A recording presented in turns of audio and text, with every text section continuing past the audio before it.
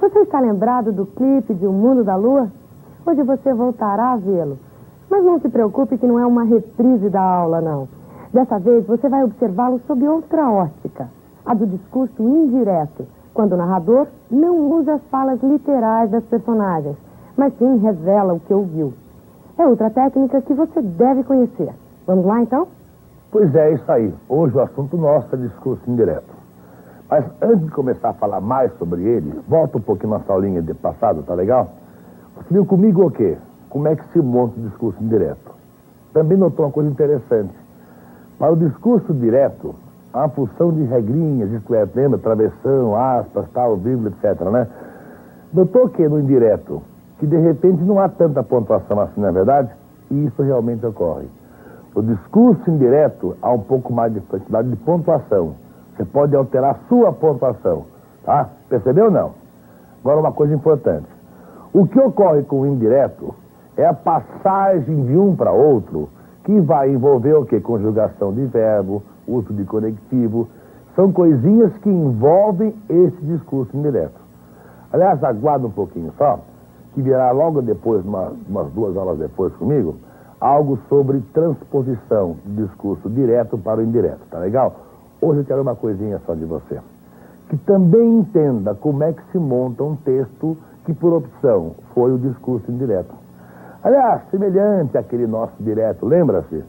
Texto do Mundo da Lua, Guarnieri e a Ana, lembra-se disso? Pois bem, é a mesma coisa hoje, só que aconteceu o quê? O discurso nosso agora usado é o discurso indireto, ou seja, não há mais a fala da personagem, não. Por quê? Agora o narrador vai contar aquilo que ele ouviu, tá certo? Então, passa da seguinte ideia. Se eu vou contar aquilo que eu já ouvi, todo o texto é passado, não é verdade? Mas uma coisa é escrever, a outra é você falar. A princípio, então, vamos tentar entender esse texto montado para você. Isto é, aquela historinha entre o Orlando e a empregada Ana, lembra-se disso? Pois bem, discurso direto. Hoje não. Hoje é a forma indireta, ou seja, o narrador é quem vai contar a história. Percebeu? Vamos então para o clipe? Acompanha comigo então, veja lá.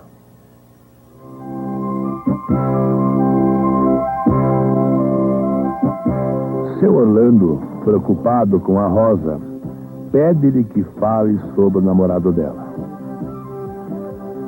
Com um sorriso de alegria nos lábios, ela responde que o Marcelo era bom, trabalhador, educado e muito respeitador. Percebendo existir o grande amor entre os dois, seu Orlando afirma que aquilo cheirava a casamento e que já estava sentindo o aroma das flores de laranjeira. Sem entender bem as palavras do amigo, ela diz que ele fazia um pouco caso dela. Então, seu Orlando pergunta quando ia rever aquele moço. Diante disso, Rosa completa dizendo que não sabia. Vamos tentar agora então entender o que você viu e ouviu, tá legal? Há o narrador contando um fato, não é verdade? Um fato que, no nosso caso específico, está acontecendo, não é verdade? Ou seja, ele relata um fato enquanto ele acontece. Agora, pensa numa coisa. Você ouviu alguém dizer alguma coisa. Se você ouviu, esse alguém já disse. Portanto, a ideia é passada. Se eu vou contar a alguém aquilo que eu ouvi, conclui isso aqui. Que a partir daí, tudo que eu relatar também será passado. Tá certo? Agora, veja uma coisa. É possível, então, montarmos um indireto jogando para o passado? Não, não é.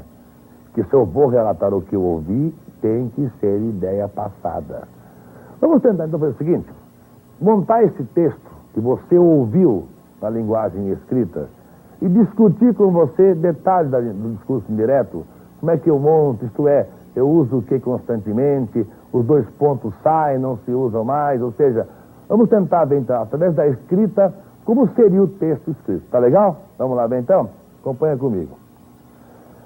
Seu Orlando, preocupado com a Rosa, pediu-lhe que falasse sobre o namoro dela.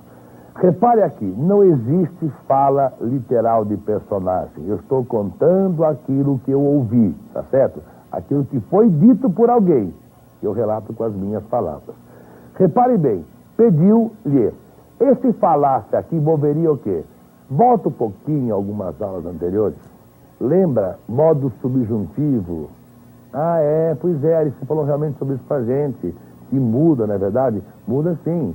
Claro, você verá com detalhe na nossa próxima aula, mais especificamente. Eu lhe falei, a mudança de verbo, direto ao aspecto verbal, indireto, muda esse aspecto verbal. Aqui é um caso, passou para falar-se por quê? Eu estou contando aquilo que eu ouvi, né? Não aquilo que a pessoa está agora falando, aquilo que eu ouvi que ela falou. Legal? Volta o texto para mim, olha. Sobre o namoro dela. Com um sorriso de alegria nos lábios, ela respondeu que, repare bem, ó, esse que é uma constante, tá percebendo aqui, ó? Que e que. Ou seja, esse conectivo, essa conjunção integrante que, aparece sempre no indireto, não é verdade? Aliás, uma dica já você para a nossa próxima aula.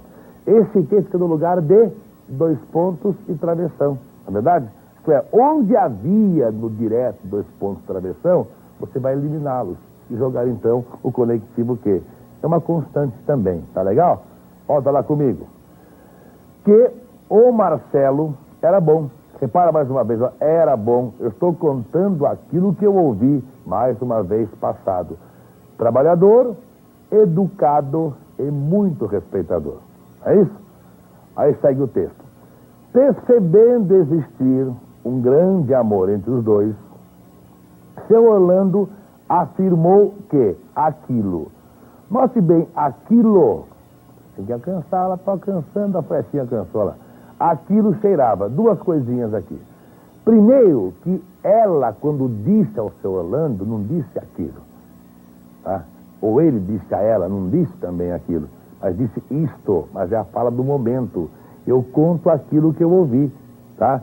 O seu Orlando disse que aquilo cheirava, aquilo que foi falado. Isso é indireto. Você conta o que você ouviu. Outra coisinha, cheirava, veja bem. O cheirava é passado também, não é verdade? Por quê? Porque no tempo do direto é outra forma verbal. Então há sempre alteração de verbo. O direto com um tempo verbal, indireto com outro tempo verbal.